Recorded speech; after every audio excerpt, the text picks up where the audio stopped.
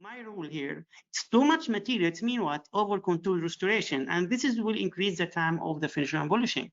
Improper instruments, it means a regular surface. And this will take more time in the finishing and polishing because we need to make the regularity very smooth. And improper matrix means there is a defective in the shape. So if we need to correct the defective shape, so it's very difficult and also it will require more time for finishing and polishing. So if I do the first step perfectly, I think that the last step will be very easy, especially the finishing and polishing. This is why I'm going just only for steps for finishing and polishing. For simplified finishing and polishing, I just only one disc to contour the final shape, one pair to create surface textures, one rubber for pre-polishing, and one twist and one star shape filled for this is lucida from the shine for final polishing. So I bring a pencil or any mark. Then I will draw the three facial plane, the medial curvature, the transitional lines, the surface textures, and I start that starting. So I'm always doing the finishing all the teeth together. So I draw the cervical third for all the teeth, middle third, incisor third, and starting with a coarse disc 45-degree from cervical, all the teeth, middle, and then incisor. Then the medial have curvatures because we need to follow the curve of the arch, because there is a curve of the arch, because we finish the two medial surfaces of the centrals together, then the distal surface of the central with the medial surface of the lateral, then the distal surface of the lateral and the medial surface of canine until have the curve of the arch. And after that, we use the pencil to draw the transitional lines, and the same, I use the disc. I don't use pairs. Why? The pair, it can be the pair sometimes if I producing more pressure, sometimes it reduces irregularity on the surface. But the disc, first we had finishing a line or a surface area. So I need something that can adapt to the surface area. This is the disc. And also the disc is flexible. Even I do more pressure, it will produce a uniform area. This is why we go from inside to outside, from inside to outside, and sometimes I control the width of the two centrals. Even I can make illusion. If there is some teeth are wider than the adjacent, I can do illusion of narrower or wider tooth by contouring these lines. So then the correction is the incisor embrasure. And I use a soft disc. And it's very important to finish the incisor embrasure, not only aesthetically, but for functionally. So I need to be careful having the right and the perfect symmetry between the right and the left. About surface textures, I use this pair, this diamond pair, to create the surface texture and secondary anatomy, the medial and distal developmental groove. And we're starting from the body of the pair at the incisor edge wider, incisally, and then inclining the pair or curve the pair on the labial surface and narrower cervically until we have the two homogeneous groove with the surface. I don't need to make a sharp groove in the surface.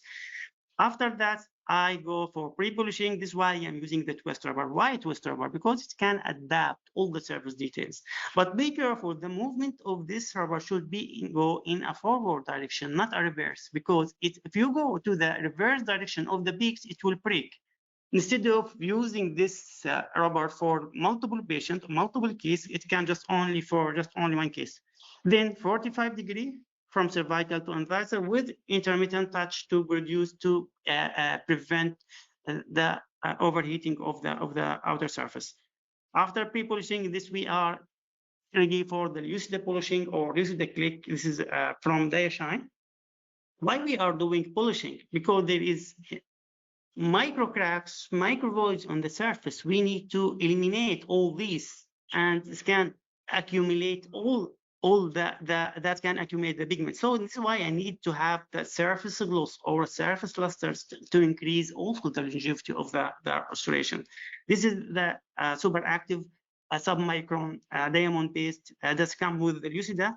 The same kit with the star-shaped fill that can adapt also the surface details, the interproximal, the labial, and also the occlusal surface of the posterior teeth. This is immediately after. This is 3 weeks follow-up. This is a black contrast. This is side view, and this is the patient is very satisfied with the result. What is the dangerous areas?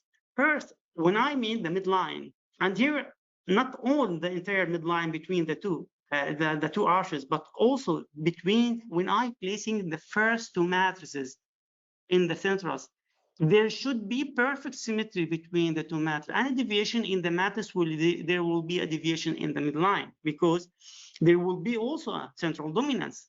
And we know that the focus always in the two centrals. Any discrepancy that is in the centrals can be easily noticeable than that of the lateral incisor and then that of the canines. So need to be careful. The focus always in the two centrals.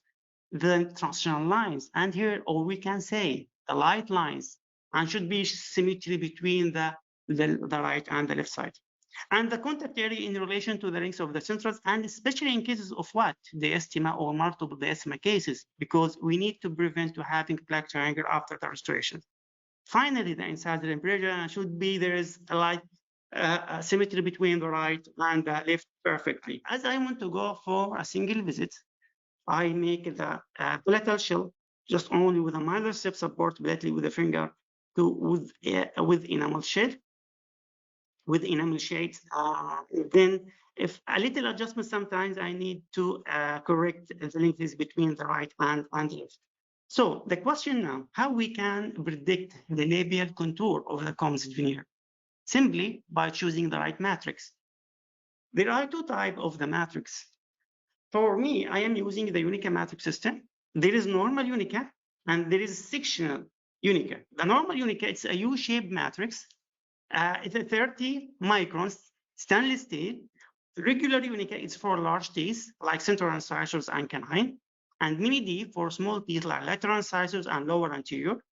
The mini D is soft, malleable, so if it's deformed, it can be easily reshaped. But the regular Unica, it's hard stainless steel. If it deformed, it cannot be reshaped. But regarding the Unica Proximal, it's a sectional matrix. It can follow and adapt the labial contour of the anterior teeth perfectly. And also, it's a self-stabilizing matrix. Sometimes I don't need to use wedges to stabilize this matrix or to secure this matrix. Why? Because if you see it has at the cervical part have a split or have a concavity, or it can adapt the papilla and can be placed between the papilla and the tooth inside the sulcus perfectly, there is no need to use any type of wedges. So after placing the Unica matrix, so I have two types now, regular Unica and mini D, regular for central, mini D for lateral incisor. And if we look at the outer shape, I can predict now the final shape of the veneer. And also I can predict what? The midline, the symmetry between the right and left very easily. And as I said before, if I do this, I can easily do the Unica frame. So I can build the proximal walls with the same dentine shade of the veneering material. So we need also in these steps, why we are doing the Unica frame? Because we predict the final shape of the restoration very easily. We control the amount of the veneering material instead of having a bulky restoration or a bulky material, and this will increase the time of the finishing and polishing. Also decrease the time of the finishing and polishing, decrease the overall time of service. Even your assistant in your clinic, he can continue after this step very easily, because I think finishing and polishing, we can do the finishing and polishing for 8 teeth or 10 teeth in just 15 to 20 minutes, just only if we do the frame or the outer shape. Then handling and manipulation. As long as going for a composite veneer, I need wide active tip instruments. I don't need to go for a narrow active tip instrument. So this is why sometimes I go for the anterior solo. So I will show you also the good manipulation start from the tube itself. Holding a material like this, irregular, unhomogeneous, will produce irregularity on the surface and also increase the possibility of having voids and bubbles inside the surface, and it will be careful. So when carrying the amount from the tube, we need to be homogeneous, and for smaller cavities, we will have a smaller amount. For larger, we have larger amount. So if I want to layer the dentine, we should layer the dentine in one bulk layer. And if we want to layer the enamel, this is for anterior, in one bulk layer. There is no need to go for incremental. Going incremental means that increased possibility of having air voids inside the layer. There is also increasing possibility of having contaminations in between the layers. Sometimes also I prefer to use what? The capsules. So I can have adaptation under pressure. So I can easily, the combs can be easily adapted. At the same time, I can control the amount of the material. After doing the frame, there is no need to control the thickness, the width of the proximal walls, because we will need to use the same shade for the veneering material. Just if you want to go for just one shade, it's enough. There is no need to characterize the incisor edges. But if you need to characterize the incisor edges, you need to control the layer or the thickness of the proximal wall as the incisor 1/3 to be thin, and to shape the mammalons, and after that adding the layer or enamel layer as the incisor 1/3. And sometimes finishing is necessary as a step. We can do pre-finishing to remove the over contouring cervically and proximally, because we can do something is called leveling. Why? Because if we want to add the material, some piece will be like over contoured as compared to the adjacent. So we need to level the walls to having the same curve, following the curve of the arch. This is how we can obtain the symmetry between the right and the left very easily. So this is the difference between a wide active tip on instruments. So we have, if we're using a wide active tip instrument, we produce a very smooth surface. And if we use a small active tip instrument, sometimes for composite veneer, it will produce irregularities on the surface. So we need to be careful which active tip we should use. So we can use a narrow active tip for a small cavity. For large surface area, we should use a large active tip instruments to having a very smooth surface, and this is facilitate finishing and polishing. After doing the frame, the dentine should be layered in one bulk layer, and the movement from a sideways movement, not up and down movement. Why? Because going up and down, meaning that the composite will try to go with the instrument, stick with the instrument, and sometimes this will create voids inside the layer. If you need to characterize the incisor edges, you can characterize these steps. We can create membranes, which and the number of membranes according to the adjacent, or according to the your desire, or according to the patient's expectations. If you need to characterize the incisor edge more and more, we can do like opalescence or clear enamel between the membranes, but this is a subsurface area, a subsurface layer, not a final layer. Then we can do the final enamel layer, and then we use the modeling brush at the final surface to have. It's about freehand layering of 4 anterior teeth, 1 hour for layering and 30 minutes. And for me, 30 minutes is too much time. So now I can do it in 15 to 20 minutes. I will show you. And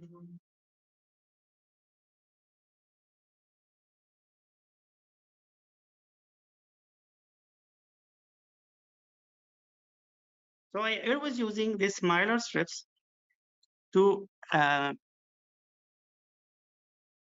build the palatal shell. And I always give courses about this technique.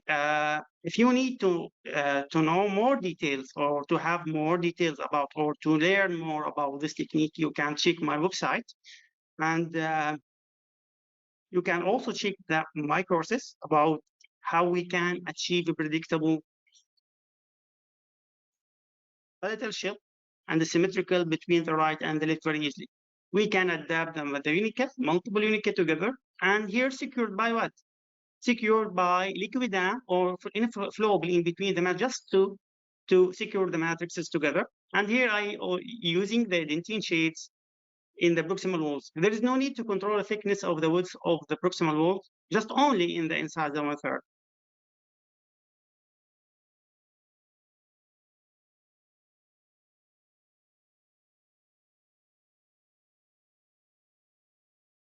Now this is the frame.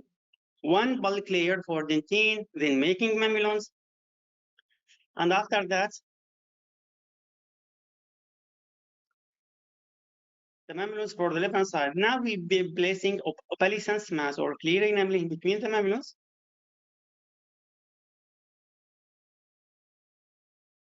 This is the final enamel layer, then starting finishing and polishing.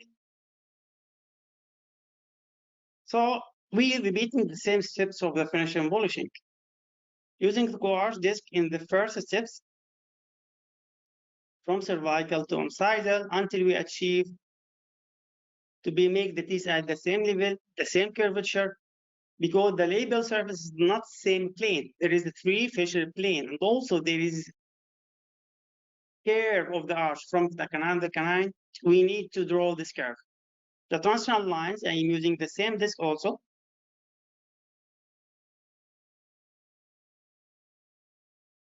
Now we can control the width and symmetry between the two centrals, or making an illusion of wider or narrower tooth by controlling these two lines.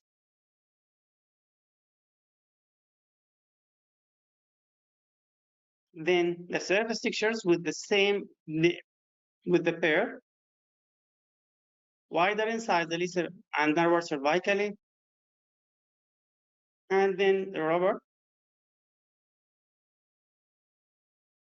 So there is no need to use extra steps, just only for steps.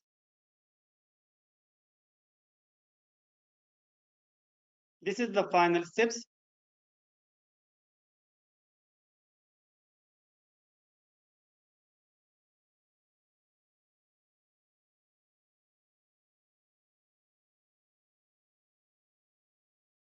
We need to clean the surface now for the final photo.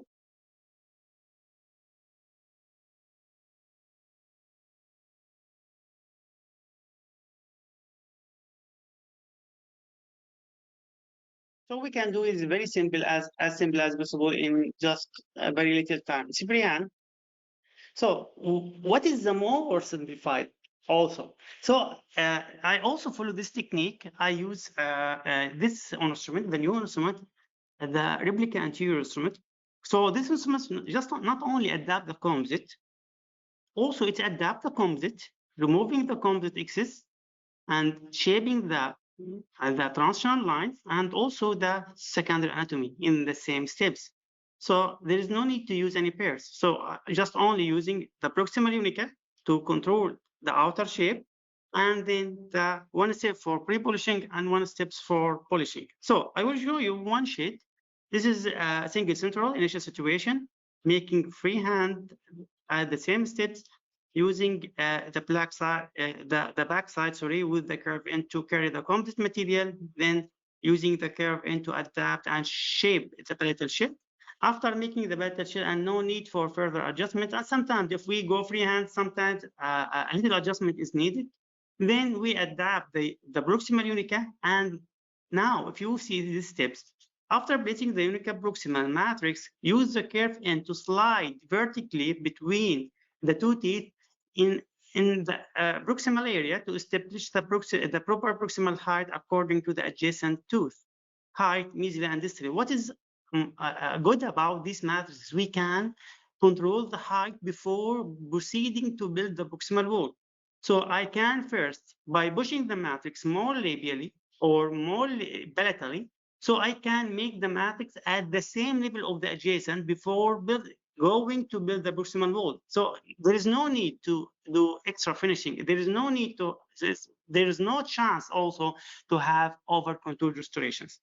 So then we slide the instrument from cervical to incisal to have to contour the matrix according to the tooth shape. The same side for the distal sides. Then we use the sharp cave-in to adapt and shape the proximal wall against the proximal mat. And sometimes, if we see there is some composite excesses that go beyond the matrix level, what we should do now, we adapt the composite from one side, and then we slide the curved end between the two teeth vertically from cervical to incisal, and then we use the inner side concave of the curved end to adapt the composite cervically to draw and shape the mesotransitional lines, and use the outer side convex of the curved end to adapt the composite cervically to be continuous with the cervical enamel. So we need to flush the composite with the cervical enamel, and there is no chance to have any irregularities or overhang at the cervical margins. The same steps for the distal sides, and then the same steps for removing the composite excess at the distal side. This is the outer frame. And we always make sure that the frame is typically at the same level of the adjacent tooth.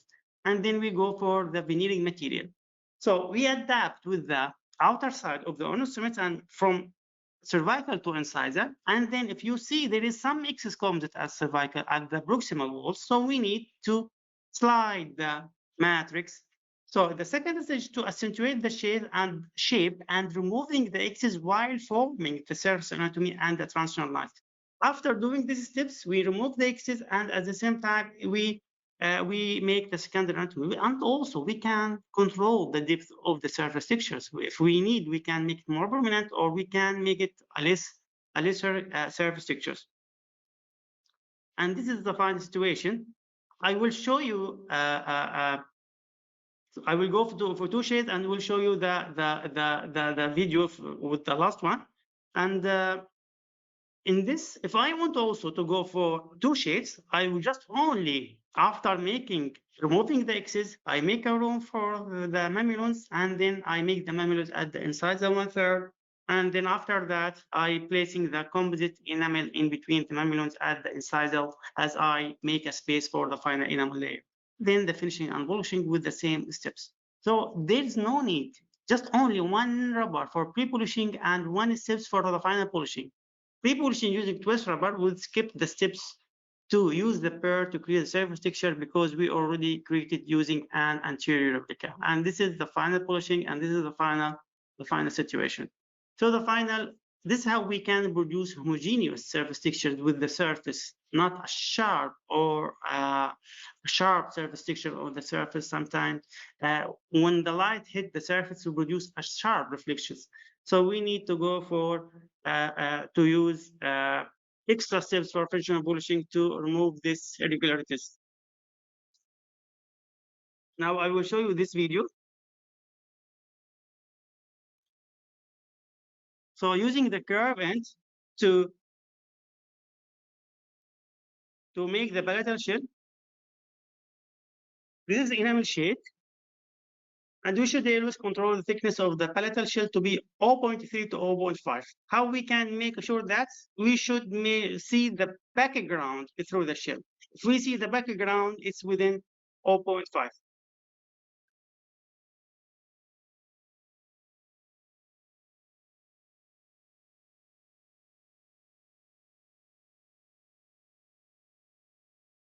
The light cure.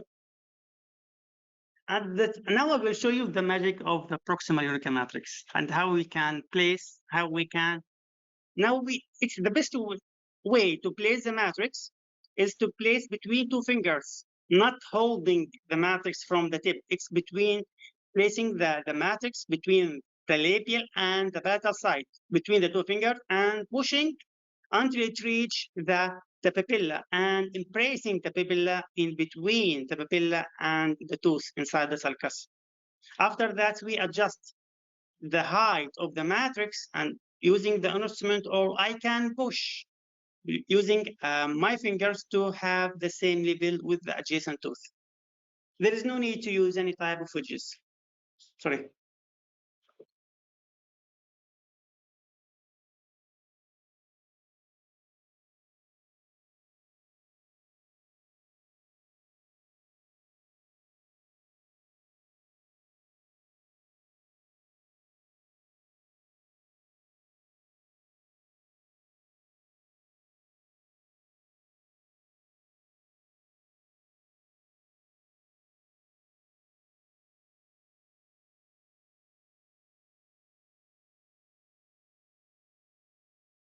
So I am using the curve end to adapt the composite.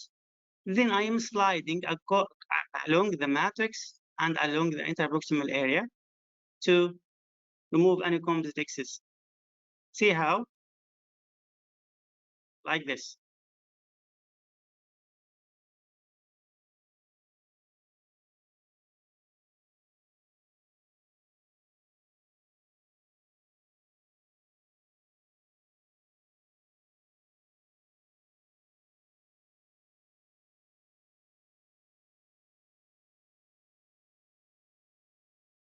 So in these steps, we flush the composite with a cervical enamel.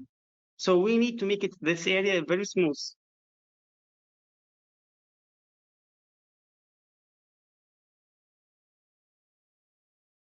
The same for the distal side.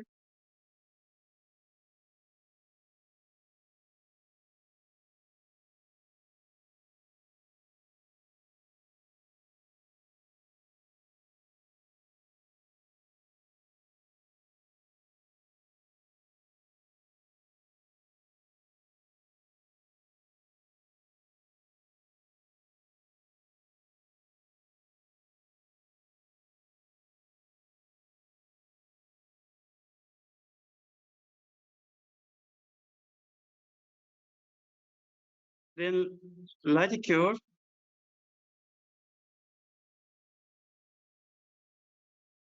I will not make liticure until I have a perfect homogeneous proximal walls.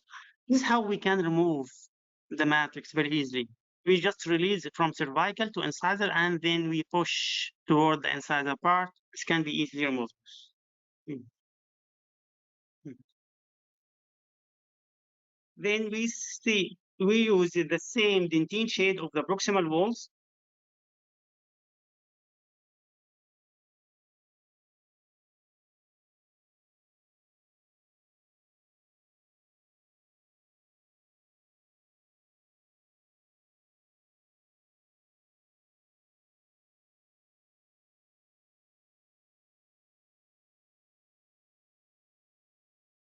Then now we need to remove the excess, sliding vertically in between the two teeth and removing the excess like this. You see now the vision. We can control this, the secondary anatomy or these depressions. We can control by curving the instrument. Either we can make more permanent or make it more, it's less.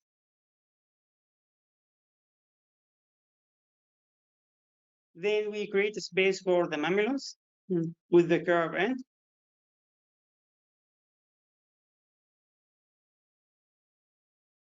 Shaping the mamelons with the curve end also the same. And then pulling the mamelons toward the inside the region should be from 0.5 to 1 millimeter.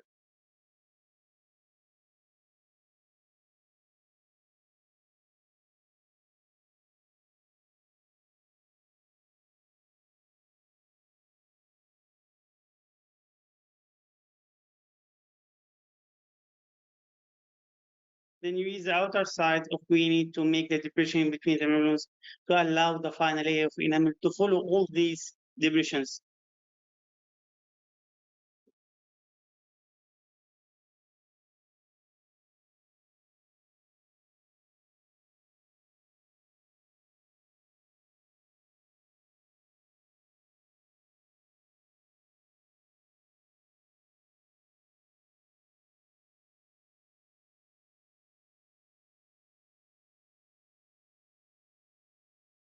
Light the cure, and then we go to the final enamel layer. Or we can put, if you want to characterize more, you can put clear enamel or transparent enamel in between the enamel, the mamelons to have more opalescence effect.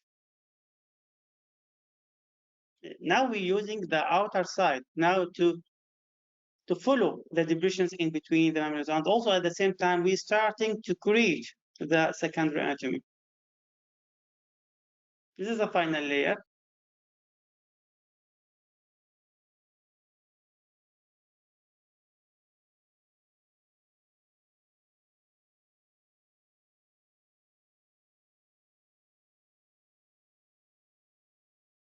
We're repeating the same steps.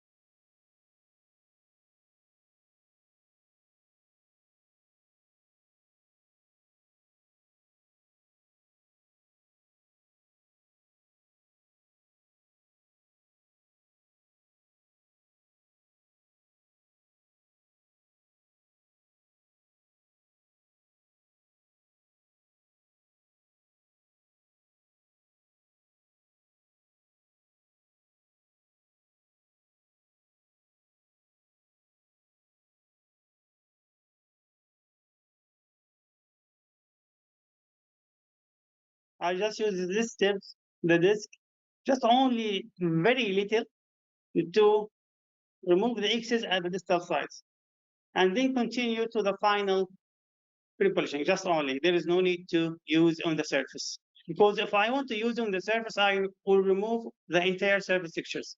Now going to the rubbers directly and going through the grooves and the surface textures. Also, we have an option. We can use this is the pre-polishing. Also, we can use the polishing rubber if you want, instead of using the lucida or the star shape felt. But I always recommend to use the polishing paste as a final. And I mean this one. This is to provide the initial gloss.